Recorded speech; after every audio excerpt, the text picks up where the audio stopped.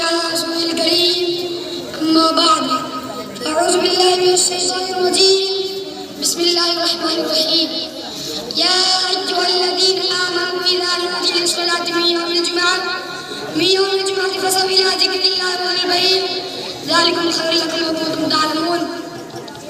عزیز ساتھیوں اور اسٹیج پر بیٹھے ہوئے معزز سامعین اکرام، السلام علیکم ورحمۃ اللہ وبرکاتہ. میں نے ابھی آپ کے سامنے سورہ جمعہ کی آیات کی ہے، اس کا ترجمہ یہ ہے: اللہ جل جلالہ محمد اور کی شان بناتا ہے. اے ایمان والو، جب جمعہ کے وقت نماز کے لیے بلایا جائے تو اللہ کے ذکر کرو، چل کرو اور خیر و برکت بند کرو. یہی تمہارے بہتر ہے. اگر تم جانتے ہو ہر مسلمان کو معلوم ہے کہ اللہ کی دین رات میں 8 بار فرمائے.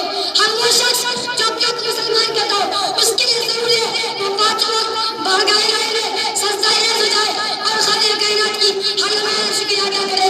اسلام نے جس طرح انسان کو زور دیا ہے اتنا کسی نے مسلمان نہیں دیا. ہر مسلمان کے ذریعے وہ 5 وقت کی نماز جماعت سے پڑھے. اس طرح رات اور دن میں 5 مرتبہ کرتا ہے.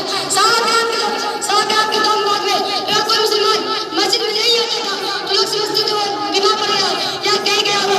اس طرح مسلمان کے لیے ضروری ہے کہ اپنے محلے کی مسجد میں چھوڑ کر اپنے بستی کے مرکزی مسجد میں جمعہ کے دن حاضر ہو اور سب مل کر ساتھ ہی نماز ادا کرے اور اس دن کو عید کے دن کی طرح منایا جائے. صبح سے نہانے دھونے میں لگ جائے، گنجائش زیادہ لگے اور جامع مسجد میں جا کر امام کا خطبہ سنے اور پوری بستی کے مسلمانوں کے ساتھ نماز جمعہ کے دن کو عید کا دن کہا ہے. بڑے افسوس کی بات ہے مسلمان موجودہ دور سے ان سب چیزوں سے لاپرواہی برتنے لگا ہے. ضرورت اس بات کی ہے کہ لوگوں کو جمعہ کے دن کی اہمیت سمجھائی جائے اور اس طرح مسلمان میں فرائض اور غفلت برتنی اور سستی شروع کرتی تو برابر بتیجے مسلمانوں کا دل میں فرق نہیں کیا رہے گا.